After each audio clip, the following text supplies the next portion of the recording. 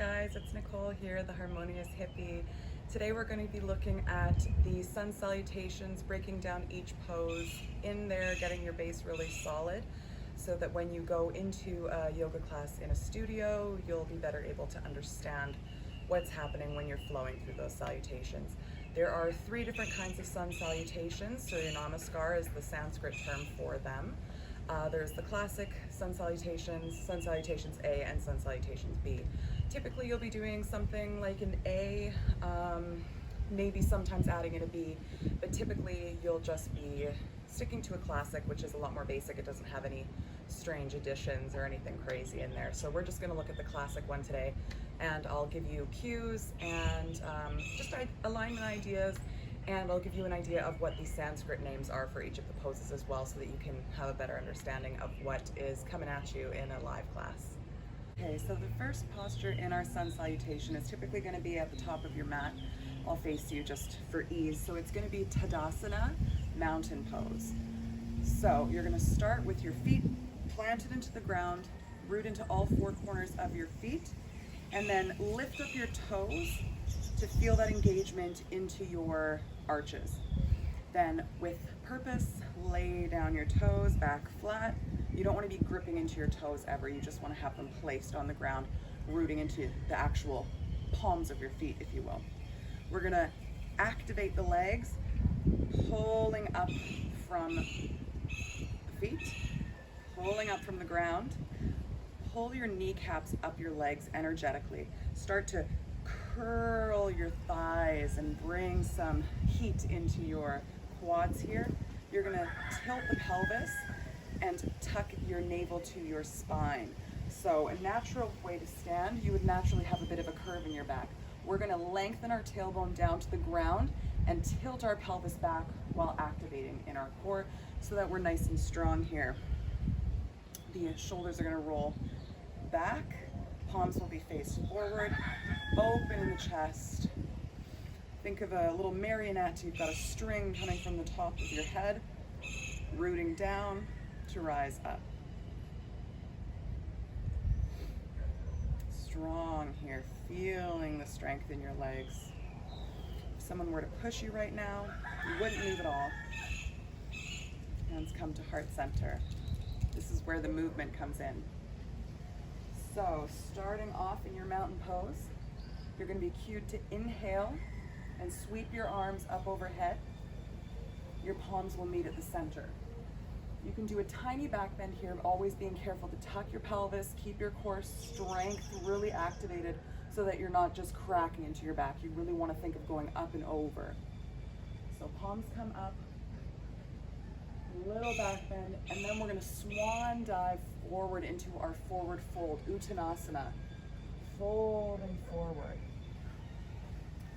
Now, your legs do not have to be straight in your forward fold. You can really bend into the knees, hold your body with your legs.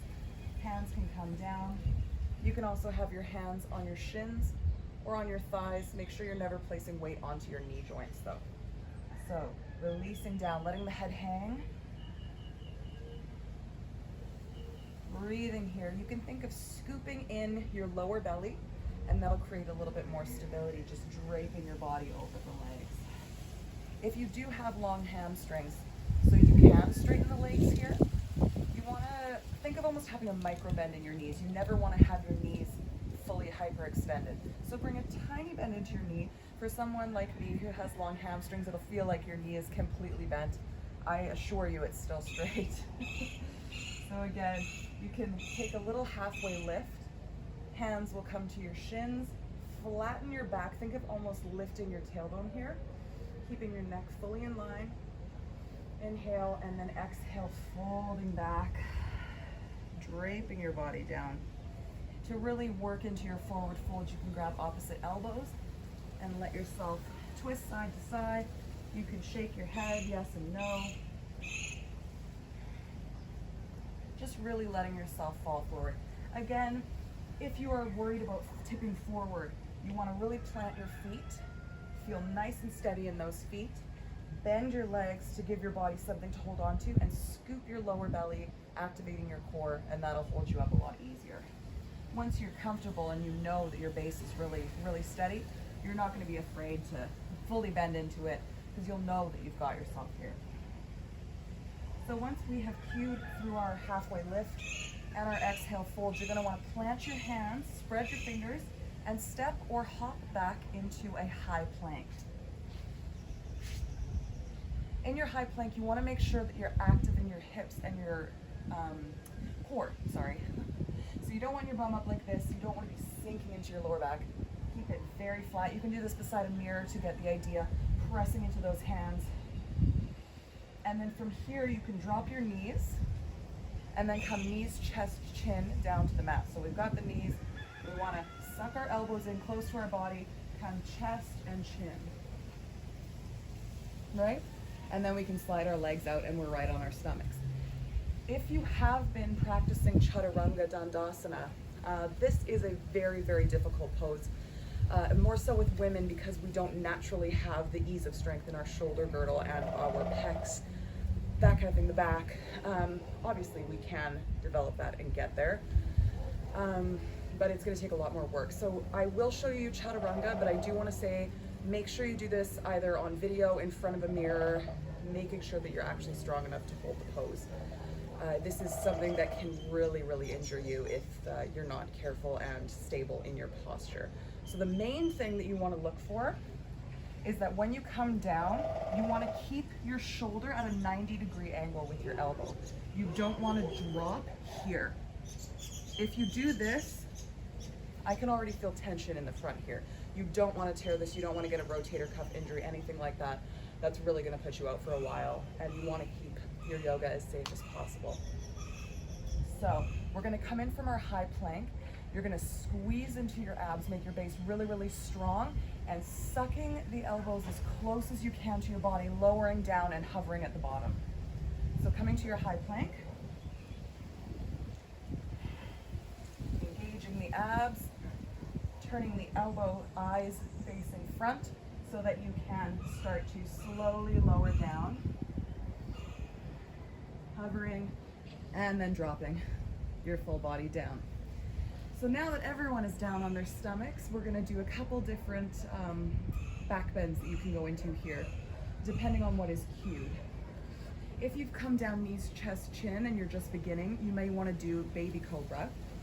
So baby cobra, you're down on your stomach, your hands are going to be under your shoulders, and not using your hands, using the strength of your back. You're going to peel your shoulders back and start to shine your chest forward. Again, you can lift your hands here. You're using your back, keeping your legs squeezed together, and exhale, releasing down. You can come into a full cobra, where you are lifting up into that baby cobra and then using your hands to push you up a little bit higher. But again, you want to really be careful with the lower back, that you're not feeling any crunching in here.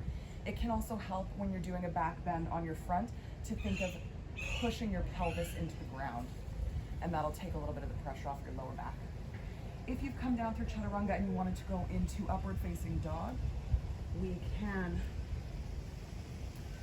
come down, pressing into the hands and pushing up from our hands and our feet. So the only two things that are going to be on the ground here are your hands and the tops of your feet. So let me adjust myself here. So you want to really engage your thighs, your knees, squeezing your legs so that you can pull all of that up off the ground and start to arch into your back, and gaze comes up. So that'll look like this, come up off your legs. And then from here you can push straight back to downward facing dog. If we've done a baby cobra, you can push into the hands to come to downward dog. You can come through tabletop. And you want to push, spread those fingers, push into your hands, lift your tailbone up high, and come into your downward facing dog. When you first come into your downward dog, you may want to pedal out the feet, bending one leg, straightening the other. Swaying the hips a little here. Now, a couple of things with downward facing dog. You do not ever have to have your heels touching the ground, and you also do not have to have straight legs. That does not make the pose. Downward dog is not a hamstring stretch. It does feel nice in your hamstring. Sometimes you can get a bit of a stretch there, but ultimately it is a grounding, strengthening pose to come back to.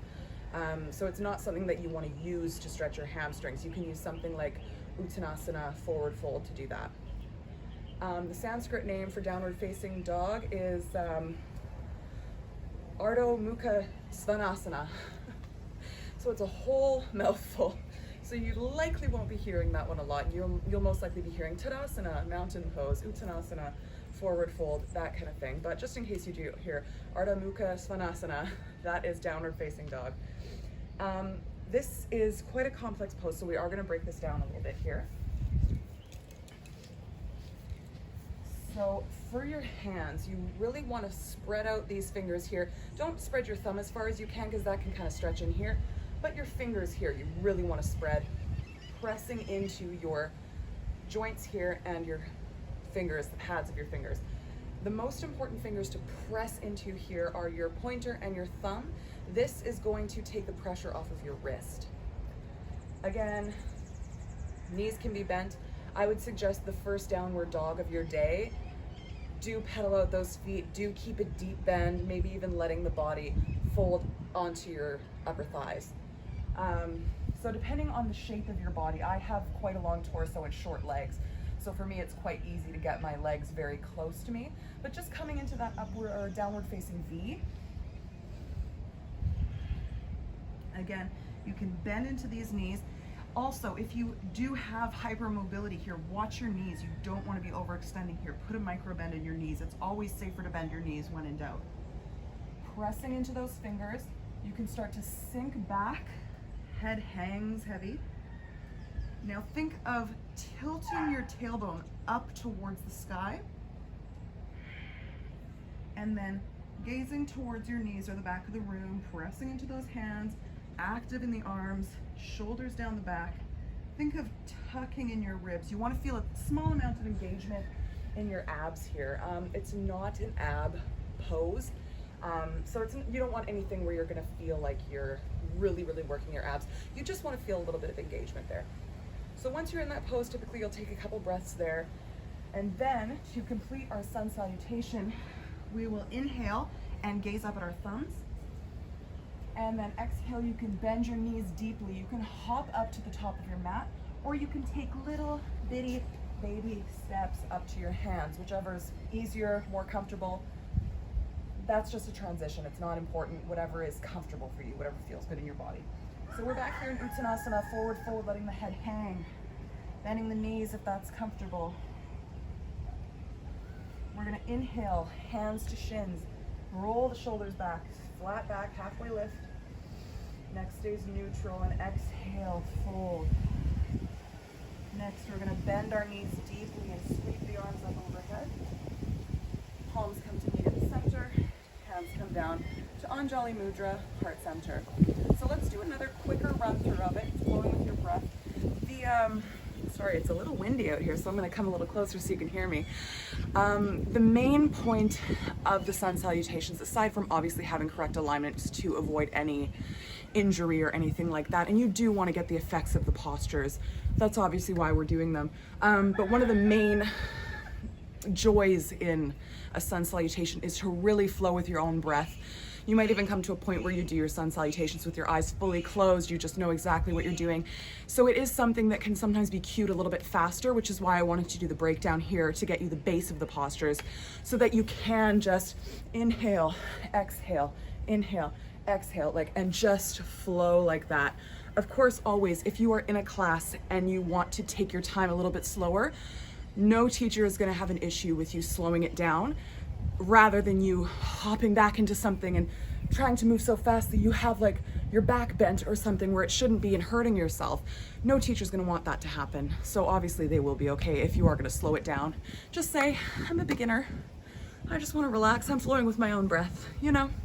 So let's just take a little bit quicker of a flow through it all. Just piece it all together. So starting at the top of your mat, in Tadasana, mountain pose. Palms come forward. Breathing here. Inhaling the arms up overhead. You can take your tiny back bend and exhale, swan dive, folding forward. Inhale, halfway lift, flat back. And exhale, folding down, planting the hands, stepping back into your high plank. And now exhaling down through your chaturanga or knees, chest, chin. Inhaling up into your back bend. And exhale, coming through tabletop or pressing over upward facing dog into downward facing dog. Lifting the hips high, tilting that tailbone up to the sky. Pressing into the hands.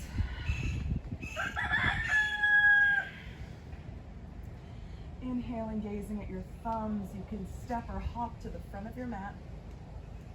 Holding, inhale, halfway lift. And exhale, folding down. Bending the knees, inhale, sweeping the arms up to the top. Palms come to meet.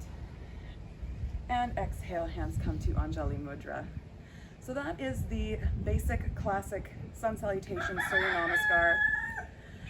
In the Cayman Islands, there are chickens that are wild. So whenever I take a video outside, you are gonna hear some chickens.